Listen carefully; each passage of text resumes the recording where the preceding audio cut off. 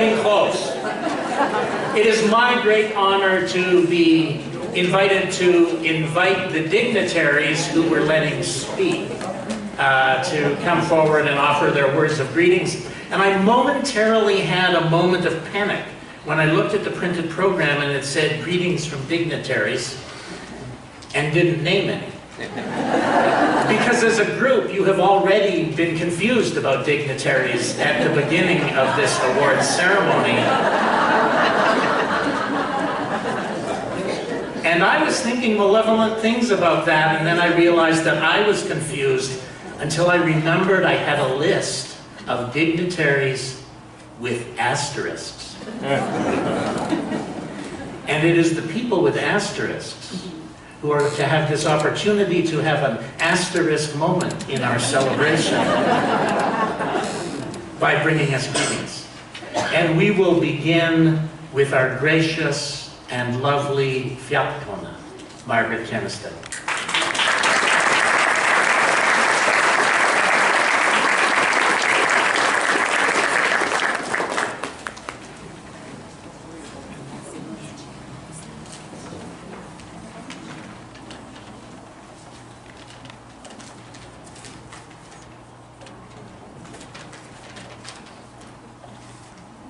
On behalf of the Icelandic Festival of Manitoba, I am honored to be here today in the role of Fiatkona to celebrate the 100th convention of the Icelandic National League of North America.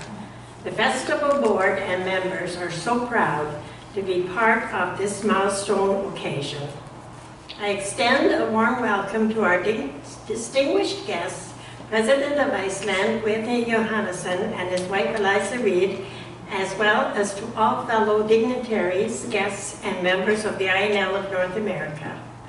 Íslendingadagurinn will celebrate its 130th festival from August 2nd to the 5th, 2019. The festival board and members are hoping all of you can join us in Gimli for a weekend of festivities. The theme that has been chosen for this year's INL of North America convention is Honor, Celebrate, Build. This weekend, we honor the memory of the Icelandic people who came to North America during the harsh settlement years. We celebrate the lives of our ancestors, their legacy, and all that their descendants have accomplished together in the past 100 years through the INL of North America. It is important to build on this legacy, to continue to strengthen the ties with the motherland and to involve the young generation. They are the hope for the future of this and other Icelandic organizations in North America. Thank you to the Icelandic Canadian Front for this tremendous effort and planning that has gone into this convention. There is no secret to success. It is the result of preparation and hard work. Thank you. Enjoy your evening, everyone.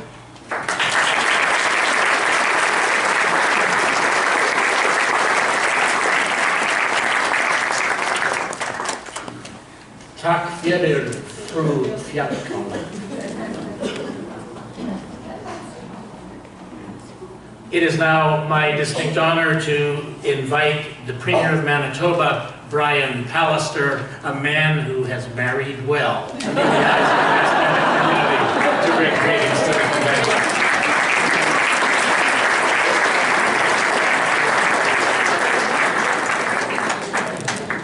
Well, that was my speech, so thank you, sir. Your Excellency, Madam, welcome to Manitoba. It was an honor and privilege to spend a little time, Esther and I, with you earlier today, and I want to say a friendly Manitoba welcome from all of us here to the President tonight.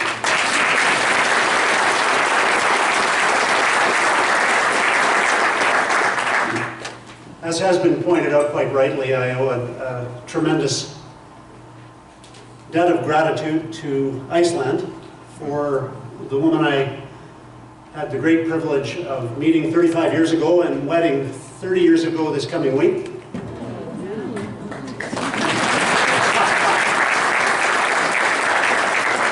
That was a sympathy applause for my wife. Quite honestly, ladies and gentlemen, I have been shaped and nurtured as a man. Whatever good qualities I may have been largely due to the relationship that I have had with Esther and our daughters over the last few decades. And I say that by way of thanks, but also to say it's analogous to the relationship that Manitoba has enjoyed with the people of Iceland.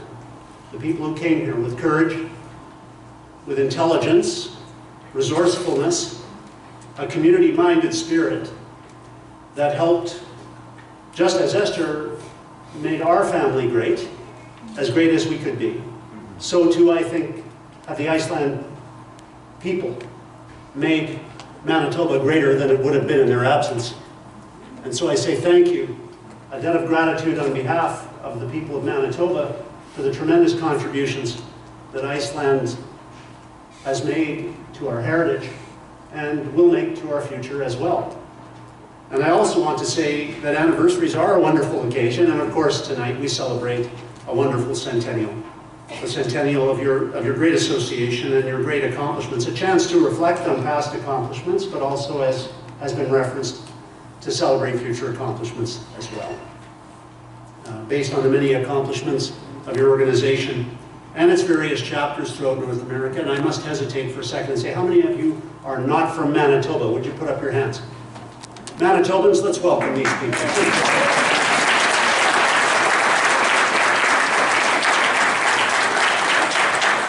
We are the friendliest province and the friendliest country in the world, but I should reference that Lonely Planet is the publisher many of you are familiar with, that is the most revered publisher of tourism information around the world.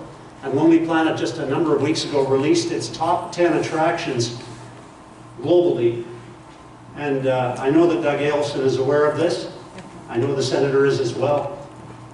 But in the top 10 was one Canadian destination, and that was Manitoba. And we are tremendously proud of that.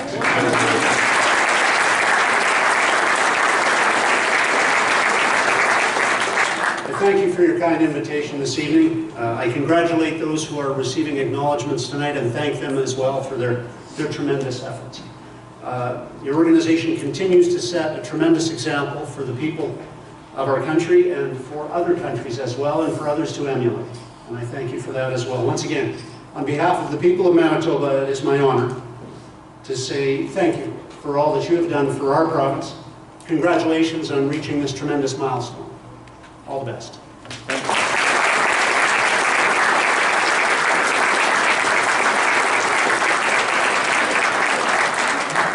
Thank you, Premier Pallister.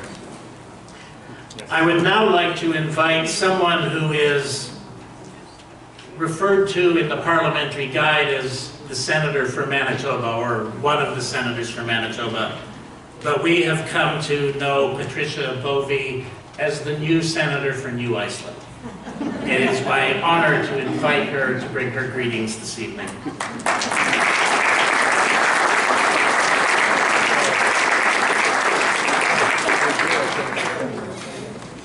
What a lovely introduction. Thank you. Mr. President, Mr. Ambassador, Consul General, Mr. Premier, everyone here, honored guests, it is my distinct pleasure to bring greetings and congratulations from the Senate of Canada on this occasion of the Icelandic National League of North America's 100th anniversary celebration and award ceremony. I congratulate all award recipients. I know they're well deserved. As a Winnipegger, I'm particularly delighted to welcome you all to this truly special city, as our Premier has said of the province, one which has so many ties to Iceland in so many dimensions. Canada even shares Iceland's first name. In addition to our overlapping histories, academic and artistic links, and much, much more, past, present, and future, personal, business, and in every sense of what makes society rich and deep. Mr. President, I want to congratulate Iceland on assuming the chairmanship of the Arctic Council, a very important organization for and of the North, for today and for the future.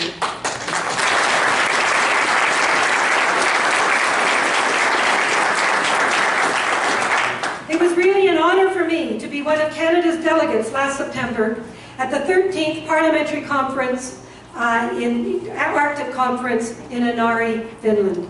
The discussions were meaningful and set the course for some of the key issues I know you will be dealing with during Iceland's presidency of the Arctic Council.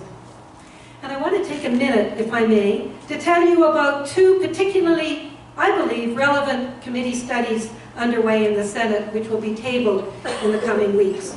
The first is that of the Senate Special Committee on the Arctic, which for the last year has been looking into myriad issues affecting our north, which of course includes Churchill and northern Manitoba, as well as various international impacts.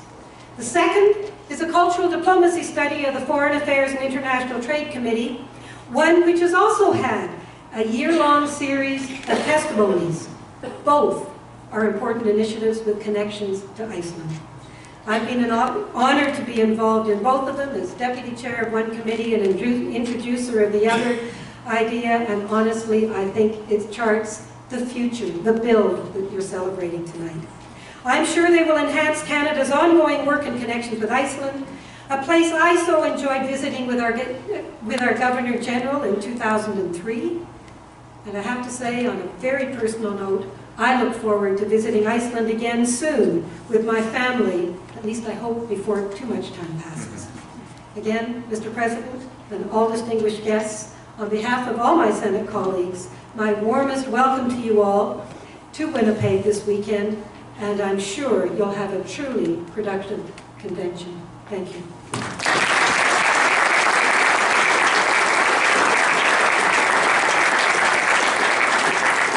Thank you, Senator Bovey. And now I have the pleasure of introducing someone who has become a friend over the past 4 years. There are 338 seats in the House of Commons of Canada, but as far as I know, only one of them has the honor of having an Icelandic member representing them. Or at least only one of them has the honor of someone who's willing to come out of the closet as being an Icelandic member. He also happens to represent the constituency in Canada which has the longest name in the English-speaking language.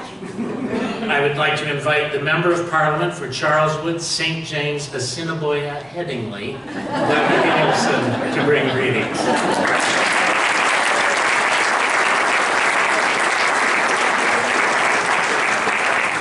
Well, thanks for that, Stefan. Good evening, and well, I'm honored to stand here today on Treaty 1 territory, the traditional territory of the Anishinaabe, Cree, Oji-Cree, Dakota, and Dene peoples, and homeland of the Métis Nation. And I'd like to welcome President Jonason and First Lady Reid to our province. Thank you for coming. So, as a member of Parliament for Charleswood, St. James, Assiniboia, Headingley, it's my pleasure to extend greetings from the Government of Canada and to everyone participating in today's wonderful event.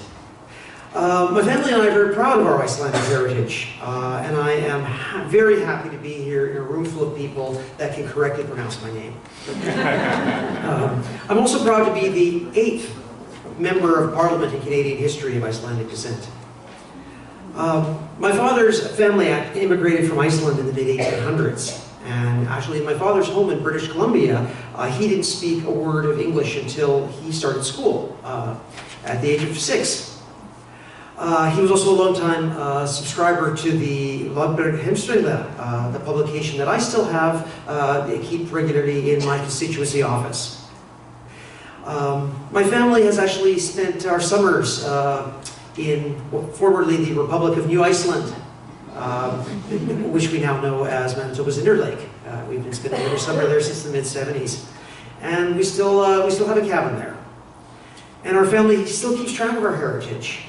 In the last few years, both my niece and my nephew have been to Iceland on the Snorri program, where they were able to discover more of their heritage and the land they came from, and actually meet some of our relatives.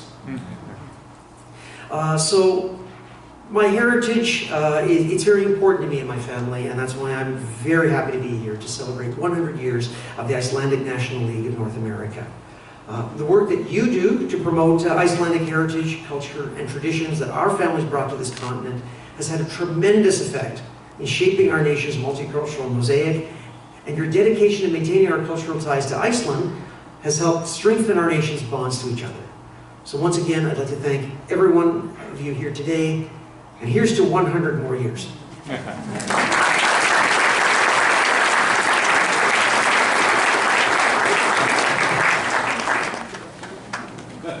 Thank you, Doug. I just want to be clear that there was no quid pro quo related to my friendly endorsement and his promotion of my newspaper. Although there does seem to be a lot of that happening this weekend. I have always wondered what a second vice president does. It seems like an office that is created to, well, just baffle people.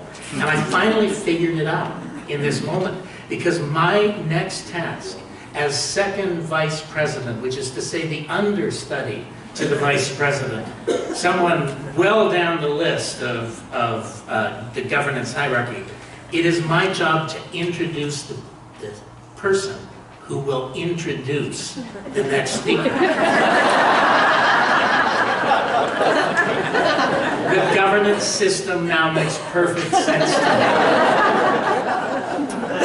I just want to say that the members of the Icelandic National League love our president, Beverly Arison Godet.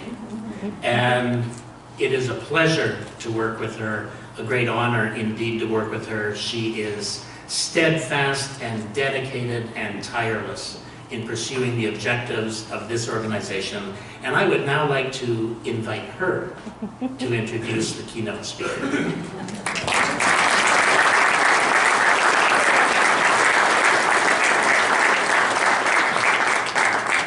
Thank you, Stefan. Thank you very much. But I have to tell you, I'm not going to be endorsing the newspaper. I do endorse it, but thank you very much. Our keynote speaker this evening is Guðni Jóhannesson, the President of Iceland, who was elected as the country's 6th and youngest ever president in 2016 and took office on August 1st that year. The Icelandic people's trust in his leadership is revealed in his approval rating in a public opinion polls, which exceeds 90%.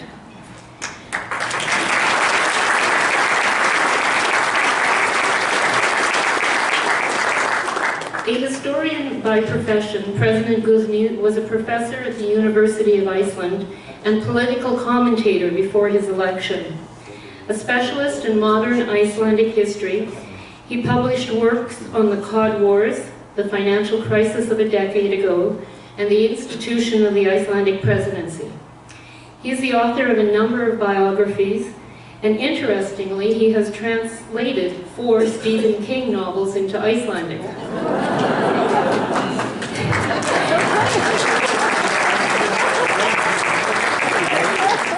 He holds degrees from the University of Warwick, the University of Iceland, Oxford University, and the University of London. The President of Iceland is the country's head of state and the only government official chosen by a direct vote of the nation as a whole. The President is a symbol of unity, who stands above the tumult of the daily politics, but he does hold certain key powers under the Constitution, specifically the authority to convene and dissolve the Althing, Iceland's parliament, guide the creation of governments after parliamentary elections by giving a mandate to the prospective Prime Minister, appoint high-ranking government officials, and pardon convicted criminals. That can always come in handy, I'm sure. Moreover, the President ratifies legislation from the Althing, and should he decline to do so, the legislation is sent to public referendum.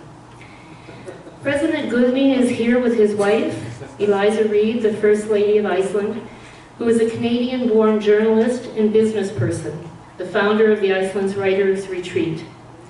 They met while the two of them were both graduate students at Oxford. There was a fundraiser for the men's rowing crew, in which team members had styrofoam cups, and young women on campus could buy tickets, write their names on them, put them in the cup, and if their ticket was drawn, the crew member would take the winner out to dinner. Eliza bought 10 tickets and put 8 in Guzmi's cup.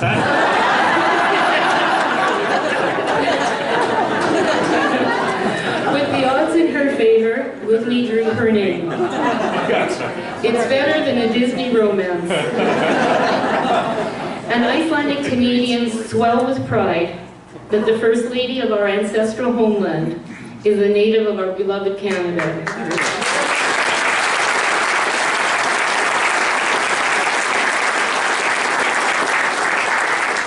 It is my privilege and honor to present His Excellency, President Guzmi Johannesson.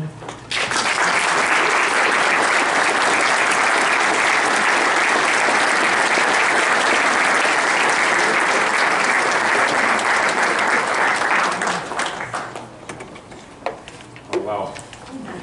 Whoops. Mr. Brian Pallister, Premier of Manitoba. Mrs. Pallister. Esther, Íslenska Esther. Madam President of the Icelandic National League of North America and of the League of Iceland. Hilda, where are you? There. Madam President of the Icelandic Canadian Club Rome. Other dignitaries, award recipients, kæru Vestur Íslendingar. Ladies and gentlemen, what a privilege and honor it is for me to be able to attend this event, this ceremony. To listen to my national anthem being sung here, it filled me with such pride and joy. And honestly, I am so happy that I was able to come here with Eliza and be with you on this wonderful occasion. Now, the Premier mentioned that he had Iceland to thank for. I, of course, can say equally Canada.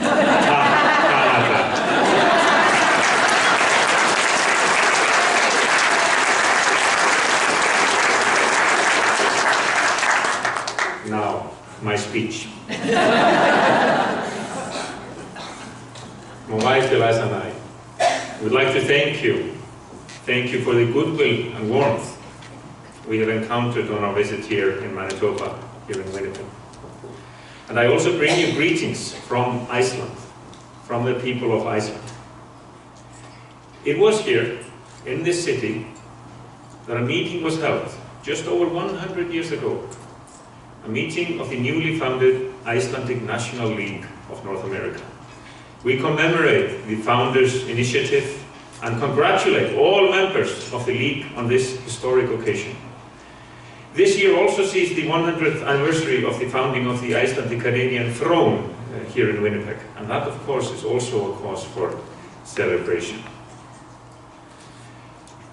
Dear friends, kæru vinir, the Icelandic National League of North America has a fine Icelandic name, Þjóðræknisfélag Íslendinga í Vesturheimi.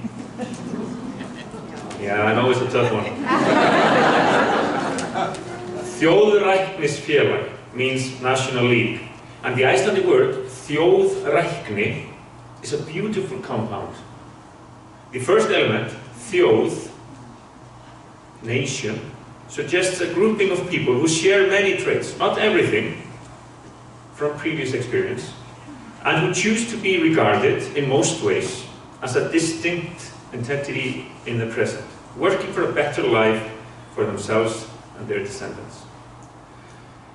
For us in Iceland, the language is an important element here.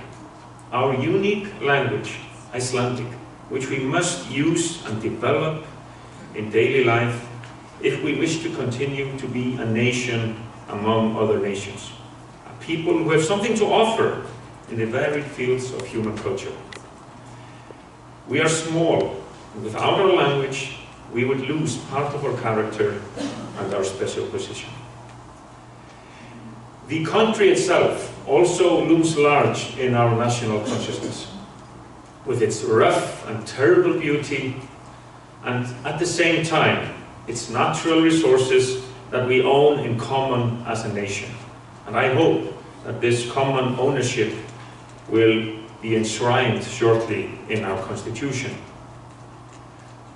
Now, those Icelanders who decided a few generations back to seek their fortune out here bore witness to the qualities I have mentioned here. They used their language in their daily lives, so too did their descendants, though to a lesser extent, of course, as the years passed. But newspapers were published here in Icelandic, church services were held in Icelandic, and people quarreled here in good, down-to-earth Icelandic. I'm sure they still do. Yeah. And people missed many things about the old country. Even the features that had made life so difficult there. The violent weather, the barren soil. So, the first element in the Icelandic word þjóðrækni is þjóð, nation, as I mentioned. The second element is appropriately from the word að rækja, to cultivate or to nurture. It is also found in the word frændrækni, so þjóðrækni, frændrækni. Frændrækni is an interest in cultivating the bonds of one's family relatives, like kinship. Frændrækni is praiseworthy and positive, but the same cannot be said of frændhyggju. That's not bad. That's nepotism. See, securing unfair advantages for your relatives at the expense of others. So another pair of contrasts is þjóðrækni, a healthy sense of national identity and heritage. And then we have þjóðremba, chauvinism, a sense of superiority on purely national grounds, an attitude of condescension or even antagonism towards others. Þjóðremba promotes ill will. Þjóðrækni, by contrast, leads to tolerance, broad-mindedness, and respect for one's neighbor. So yes, let us by all means cultivate and welcome healthy respect for our national heritage. But let us reject chauvinistic nationalism. At the same time, we can respect the cultural achievements of all nations and uphold classic virtues such as solidarity and compassion. Virtues which the Icelandic settlers in this country certainly needed in the early days. And let us remember with respect the sacrifices that previous generations made. They made them so that we, who were to follow, could enjoy greater security and greater quality of life. Dear friends, Vestur Íslendingar and others, we are here today to mark an anniversary and to call the past to mind. It was in 1875 that the first Icelanders arrived in the areas where they were to settle around Lake Winnipeg, in Gimli, and other parts of New Iceland, Nýja Ísland. Of course, they were not the first people there. First Nations peoples lived in the region. It was their land, and that is also a part of this story of emigration from Iceland to North America. For a wave had started. Thousands sailed in the wake of the forerunners. Volcanic eruptions and sea ice, frost and famine. This was what the forces of nature visited on our hard-pressed people. Moreover, many of the younger generation felt they had no chance in the stagnant and authoritarian society of the time. You can see I'm a historian, so bear with me. I love going back into history. I'm not, just a president. So, tiny bit of history as well.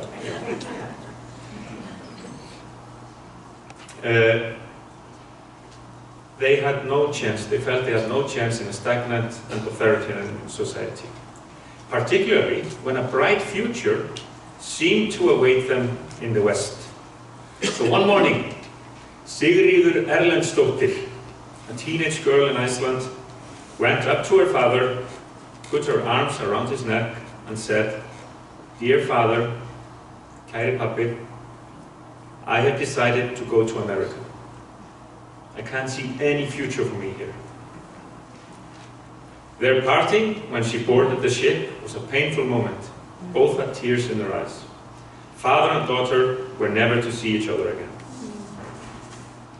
We share this history, we Icelanders and you Vestur-Íslendingar of the present time, who do us such honor through your þjóðrækni, the cultivation of your heritage. And we can use this common history as a source of optimism. After all, our history in Iceland and your history, our kind Canadian hosts, in the Icelandic settlements and in North America as a whole, this history has mostly been one of progress. "I can't see any future for me here," said the girl. In 1915, women at last gained the right to vote in parliamentary elections in Iceland.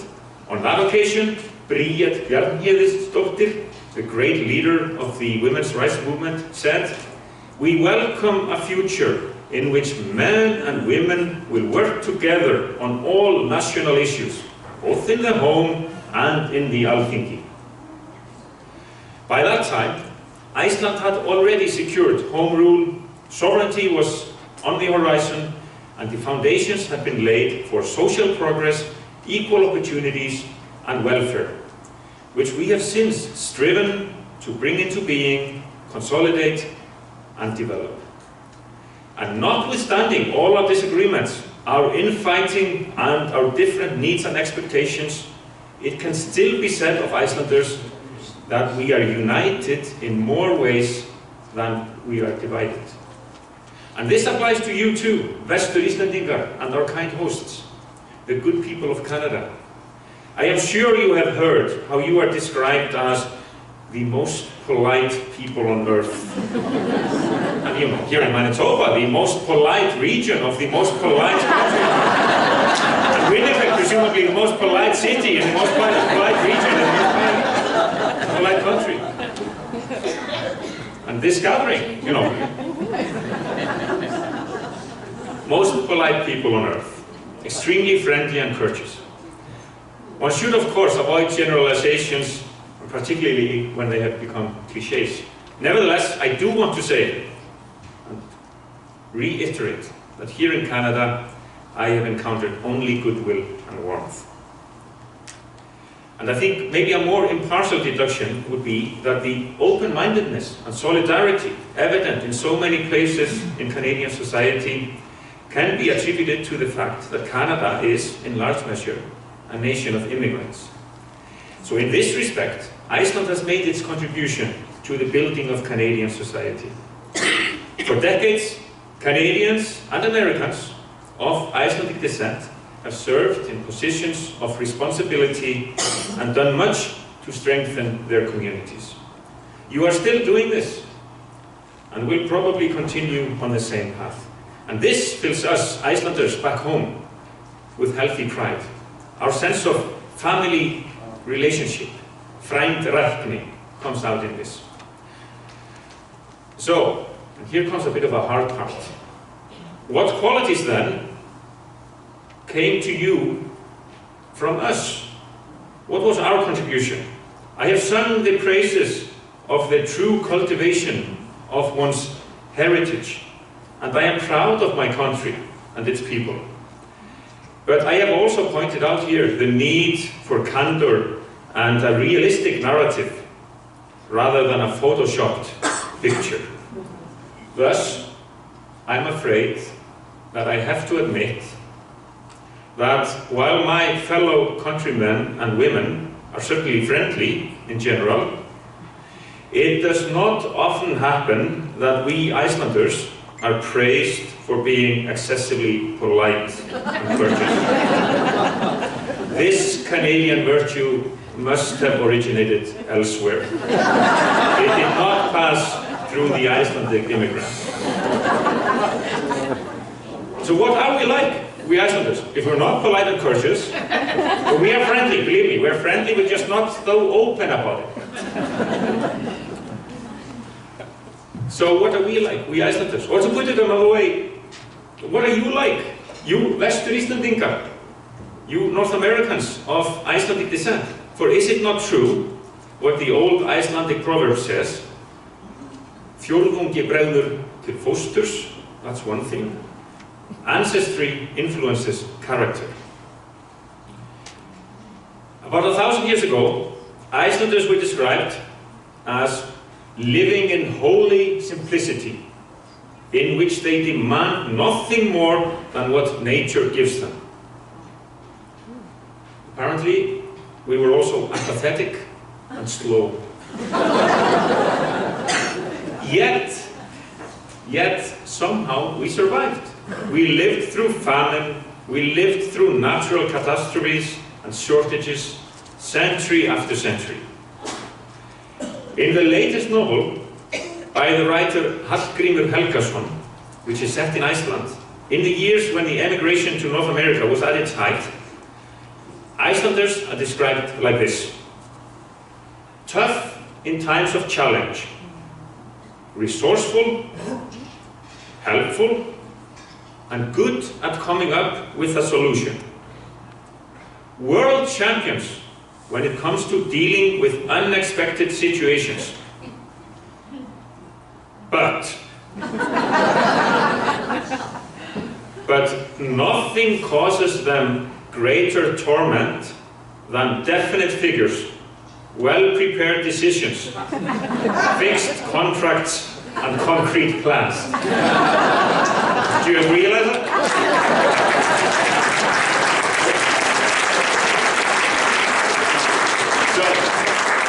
I don't know about you, Vestur Íslendingar, but can we still find these traits in today's Icelanders? Yes. Well, we're sometimes said to be eagerly materialistic, with a great interest in the latest gadgets and playthings. So the holy simplicity seems to have gone out of the window. On the other hand, there are certain characteristics that remain. Characteristics that kept us alive through the centuries. And I think they served the emigrants to North America well too.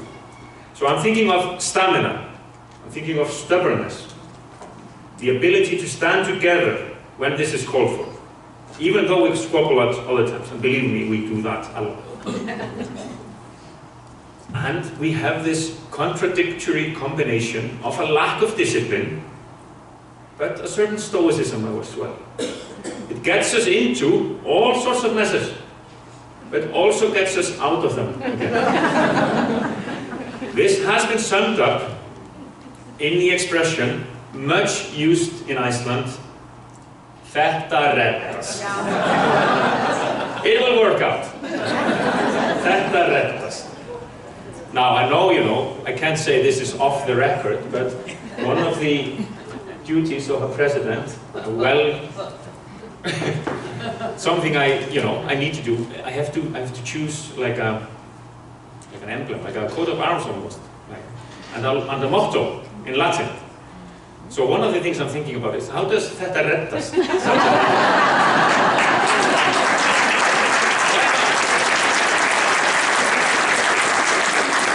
So, dear friends, will it go on working out as it has up to now? Here we are, celebrating the centenary anniversary of the Icelandic National League of North America. Will our descendants gather here in 100 years' time? Obviously, we cannot know. The future is unknowable. Therein lies its beauty. But we do know that we face threats or challenges.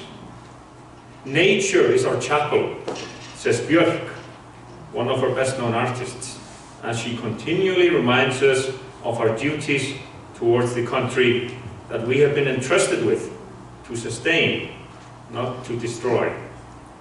And what is the future of our language, Icelandic? Will it continue to flourish in a globalized world? Gradually, the Icelandic communities in North America more or less stopped speaking it. Lest, the Icelandic word for train, quickly became train. And traineth with the definite article. True, some words survived, such as afi and amma, and some underwent minimal changes. Kleinur apparently became kleiner or kleiner. That is the way languages can buckle and break. It was, of course, inevitable that people would adapt to the new reality in their new environment. There's nothing wrong with that. There is no need for us to go so far in Iceland, however, and I think you would be disappointed, as I would, if we were to do so. A few years ago, when I was teaching history at the University of Iceland, I greatly enjoyed receiving visitors from here as part of the Snorri project and the Snorri Plus project. And it was Ásta Sól Kristjánsdóttir who administered that so successfully. And now in my new position, I have continued to have this pleasure in a slightly different form, but the pleasure is still there.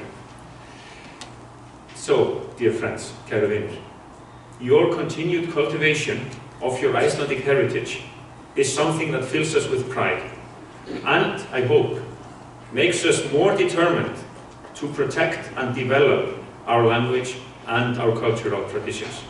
But this pride must be healthy, and the protection must not become rigid and intolerant. And, to conclude, which will win out in the future, this future that is hidden from our sight? Healthy celebration of cultural identity, or chauvinism and nationalistic extremism? Nearly 150 years ago, the settlement of Nýja Ísland was established not far from here. A new Iceland is now growing up in the old country. In recent years and decades, Icelandic society has undergone a transformation. More than one Icelander in 10 is now of foreign origin. Our definition of the Icelandic people has to take account of changing times. Our definition has to be broad and open. This can be, and this is to everyone's benefit, as is best described by the new Icelanders themselves. One such person is Anna Stanisiewicz. I am Anna with one N, not two N's. She described on the radio on our National Day, the 17th of June, 5 years ago. Icelandic people call me Anna with a long first A. And they decline it, Anna Önnu, which is just fine, she said. When you take my name and run it through the Icelandic declensional system, you are taking me into your hearts. This is where I want to be, she said. This is my home, side by side with the volcanoes and the glaciers, caught in the excitement of ice and fire, in the struggle between light and darkness.